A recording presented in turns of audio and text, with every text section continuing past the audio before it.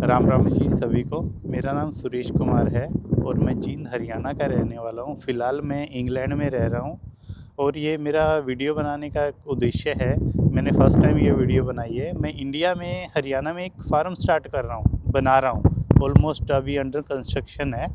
ये organic farm बना रहा हूँ। इसमें क्या है, सबसे पहले तो गौशाला, देसी गौशाला, हमारा जो भारतीय नस्ल की गायें हैं उनको संरक्षण करना। आपको पता ही होगा कि हमारी जो गायें हैं रोडों पे ऐसे ही फिर रही हैं, तो उनका संरक्षण करना मेरा पहले से ही एक इच्छा थी। दूसरा, ऑर्गेनिक सब्जियों का प्रोड्यूस करना, उगाना, क्योंकि आज की डेट में आपको पता ही होगा कि हम कितना फर्टिलाइज़ खा रहे हैं और इसी की वजह से हमें बहुत सारी बीमारियाँ हो रही हैं। और सबसे बड़ी बीमारी है कैंसर।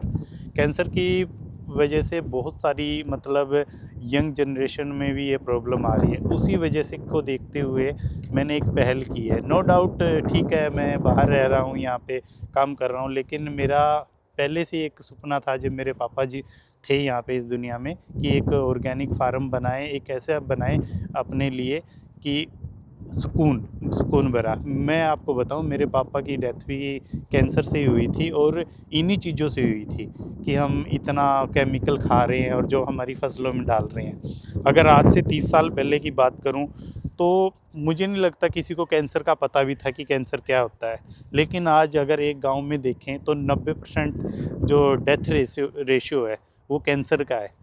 ये कैंसर का कारण क्या है? ये जो बाहर की कंपनियां आ रही हैं, हमें ये फर्टिलाइज़ बेच रही हैं, केमिकल वाले खाद बेच रही हैं और वो हम खेतों में डाल रहे हैं, और जिसके कारण हमारे जो फूड है, भोजन है, उसमें भी वो केमिकल आ रहा है।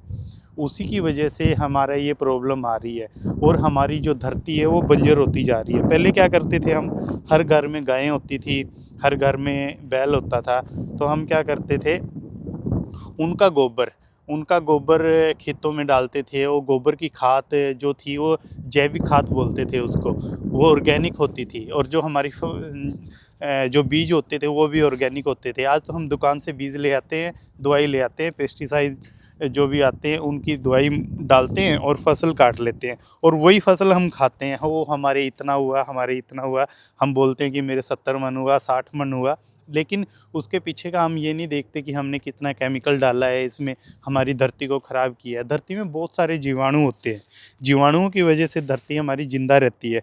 आज की डेट में अगर हम बात करें तो हमारी धरती बिल्कुल बंजर हो चुकी है, और उसी बंजर को हमने अगर दोबारा जीवित करना है तो उसके लिए हमें हर घर में गायें रखनी होगी। गायों के साथ में हमें जो हमारे देसी बीज हैं उनका संरक्षण करना होगा।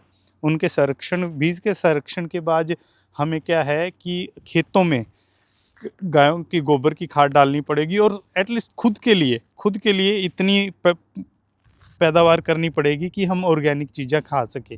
इसीलिए मैं एक फ़ार्म बना रहा हूँ, गऊ का ऑर्गेनिक फ़ार्म, और ये मैंने पहल की है। अभी फ़िलहाल मैं इंग्लैंड में हूँ, मेरा फ़ार्म बन रहा है। जैसे ही मेरा फ़ार्म बनता है हम वहाँ पे कुछ ऑर्गेनिक सब्जियाँ उगाएंगे, ऑर्गेनिक फसलें करेंगे, जिसके बाद साथ साथ गायें रखेंगे, हमारी देसी नस्ल, हरियाणा नस्ल की बेसिकली, या हमारी साहिवाल नस्ल की। और उसके साथ साथ हम गन्ना उगाएंगे। गन्ने के साथ हमारी सोच है कि हम ऑर्गेनिक गुड़ भी बनाएं। तो अभी तो फ़िलहाल अभी उसका काम चल रहा है फार्म का।